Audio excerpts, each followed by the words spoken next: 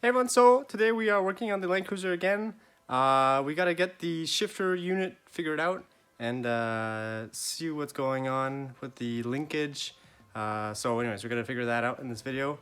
And also start advancing the wiring and stuff like that. So anyways, we're just gonna be working on that today and hopefully we advance a lot.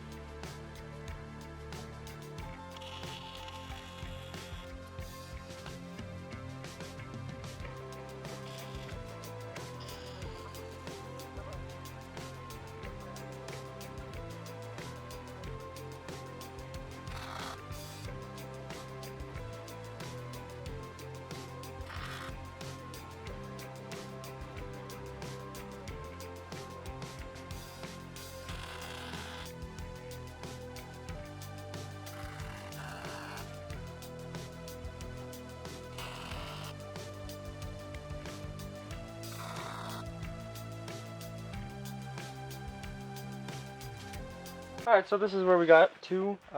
Completely chopped the other side, the other pipe there, and took a section of it and welded it on the driver side to redirect the shifter linkage on this side. So for now, this is the shifter linkage that came off of the Landcruiser, but don't know if I'll be able to reuse this arm with this bend. I don't know. It seems to be pretty much in the right spot, but we'll see once it's installed. But for now, what's important is that we have something to work with. So we'll be able to modify this shaft to have it go where we want to. So I'm just going to reinstall all of this wiring here. High and low lever completely in a different spot. It's like 6 inches back. So I think we're going to have to modify that quite a bit.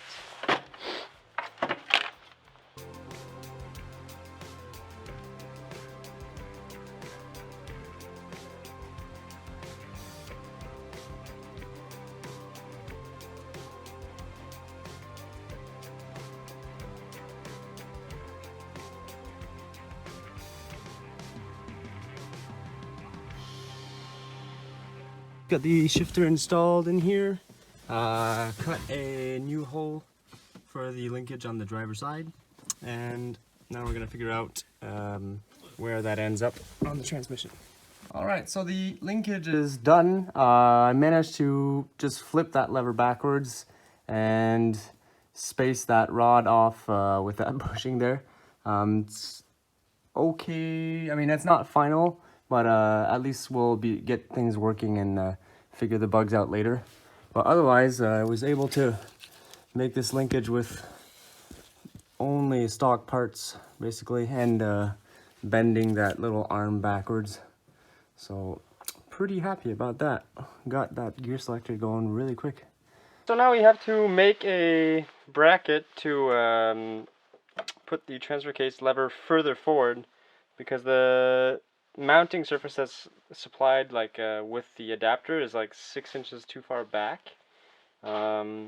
So we're gonna reuse this bolt pattern here, trace that out, and push it forward, basically like 6 inches.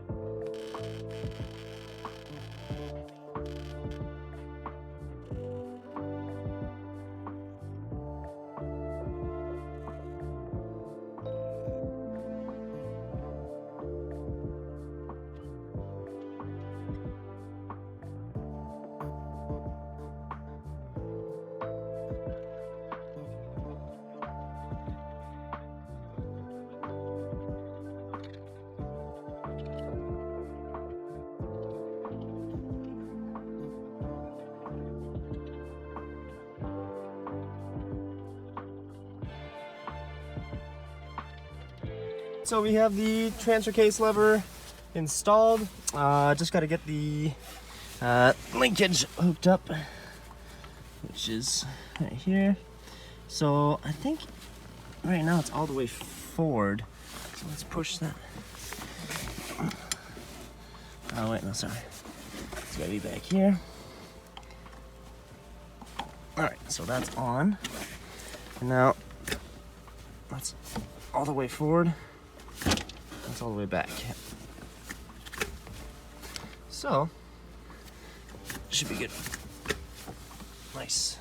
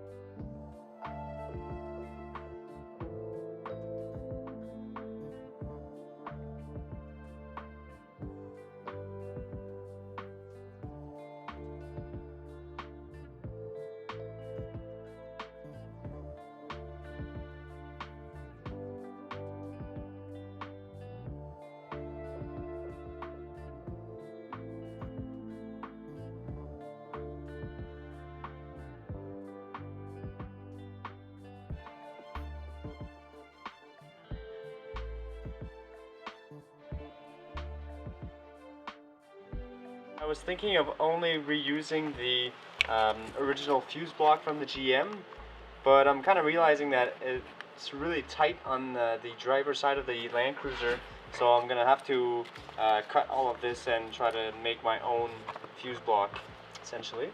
So, anyways, kind of regret putting this wiring harness in like just a bit too early, but it's not too bad to work on it here. So I got all the info online that I need to strip out the wires that I need for random stuff, check engine and whatnot, and all the wires that I need to power. So yeah, basically just gonna go through it and start chopping what we don't need.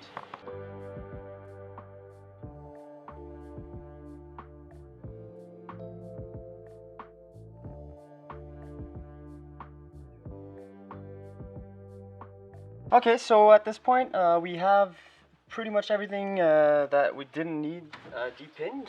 So a big pile of wires came out of this, and so now we are left with a good couple wires here that are labeled. Tach sensor, check engine light, the fuel pump, relay control, vehicle speed output. I'm not really sure I'm going to need that yet. And then on the other one I have that's the torque converter brake switch, so you need to wire that up to unlock the torque converter if you ever smash the brakes. The HVAC, I don't think I need that, but for some reason. That was something that I apparently need. I don't know why though. PCM. So everything that's orange is constant battery power, and everything that's pink is key on power. So we got PCM ignition, the 12 volt here, and what's this green one here? It is OBD2 data. So pretty simple once you get into it. And all right, so we made some progress on the wiring, and this is about where the ECU is gonna sit, about there, right behind the battery box area. And now we have all of our signal wires reunited, and what we need to power up. I was thinking of maybe reusing the actual original fuse box, so that would be kind of cool to not have a separate fuse box. The truck had quite a bit of little add-on, well, it had like an anti-theft system there, and like a remote system, which I removed because, well, you can't see, but it was an absolute disaster in there. So I kind of rather have the peace of mind and simplicity of wiring than have like cool little gadgets everywhere. So I kind of removed all that. Plus it was like kind of impossible to work in there. So I'm really happy with how we advanced today. Honestly, I really like demystified a bit of the wiring because I was kind of afraid of like how complicated it was going to be, and finally it's really not that bad once you have all of those pinouts from the LT1 swap site. That's a really amazing site, and has a lot of details about like little weird things with like different years of O2 sensors that I had issues with. So definitely check out that site, a super helpful site. And yeah, so it's a must if you want to do a LS swap for sure. Kind of disappointed that the transfer case lever didn't just bolt up. On the Marks Adapter website, it says that it's supposed to, like the transfer case adapter is supposed to bolt up in the like OEM spot with possibly like a bit of slotting to get it like adjusted right. But I mean, it's literally like 6 inches back, so I mean, it's, I guess you're supposed to make like an adapter plate for that, but I don't know. It's just confusing. I actually contacted them asking about that, and one guy told me that you had to change the drive shafts altogether, which doesn't really make sense if you're gonna like bolt the transfer case in the stock location. So anyways, it's all kind of confusing. I just went the way that I thought was best with keeping the same drive shafts and everything, though I do have to still modify the front one. It just seemed like the most obvious solution. So, as you can see there, it's not looking so good.